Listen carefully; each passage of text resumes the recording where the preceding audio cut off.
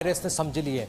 Virus છે શું, કઈ રીતે આ ફરીથી ઘણા વર્ષો બાદ આ ચાંદીપુરા વાયરસે ઉથલો માર્યો છે શું જરા સમજી લઈએ. બાળકોને જે શિકાર બનાવે છે સેન્ડ ફ્લાય નામની માખી છે. સેન્ડ ફ્લાય માખી છે એ કરડે છે. આ ઘાતક માખી છે. ખાસ કરીને ગ્રામ્ય વિસ્તારોમાં મોટાભાગે તમે જુઓ કે જ્યાં ગ્રામીણ વિસ્તારો જે છે, ટ્રાઇબલ વિસ્તારોમાં વધારે એની અસર જોવા મળે છે. કાચા ઘરો જે છે એની દિવાલોને તિરાડ છિદ્રોમાંથી આ માખી જોવા મળે છે.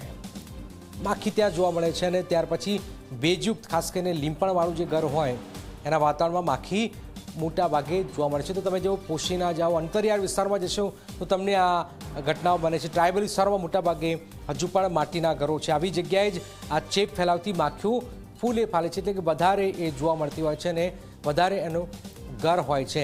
હવે તમે જરા જોયું કે લક્ષણો છે શું, લક્ષણો જરા સમજી લઈએ.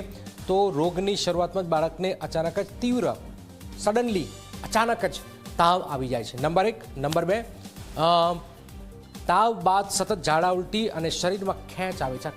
આ લક્ષણો જ ખેંચ આવી રહી છે, ઝાડા ઉલટી થઈ રહ્યા છે. તાત્કાલિક ડૉક્ટર જોડે જવું. બાળક અર્ધવ્યાન કે સંપૂર્ણ બેભાન પણ થઈ શકે છે.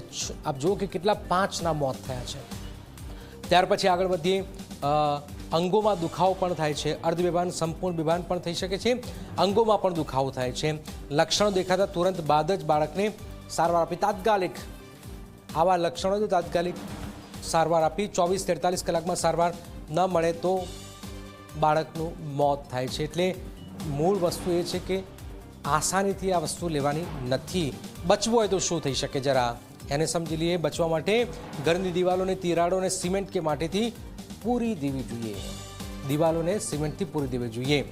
ઘરમાં સૂર્યપ્રકાશ અને હવા ઉજાસ રહે તેવું વાતાવરણ જોઈએ. આ એક છે. 15 વર્ષથી નાના બાળકોને મચ્છરદાનીમાં જ સુવડાવો, કારણ કે ચોમાસાની સિઝન છે ને માખી ક્યાંથી આવી જાય, એટલે શક્ય છે મચ્છરદાની હોય તો એ મચ્છર કે માખી ન કરડે. જો બાળકમાં લક્ષણો દેખાય તો તુરંત જ તાત્કાલિક સારવાર જરૂરી છે. બાળકોને ખુલ્લા શરીરે ઘરની બહાર રમવા દેવા નહીં.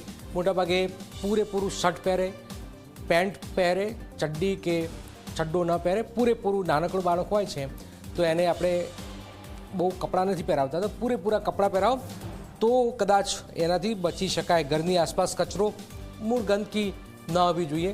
આ પણ એક મહત્વપૂર્ણ ઘટનાક્રમ છે. તો આ એક મહત્વપૂર્ણ ઘટનાક્રમ હાલમાં સામે આવી રહ્યું છે. તો આ ચાંદીપુરા વાયરસ છે, જરા એને સમજવાની જરૂર છે. પણ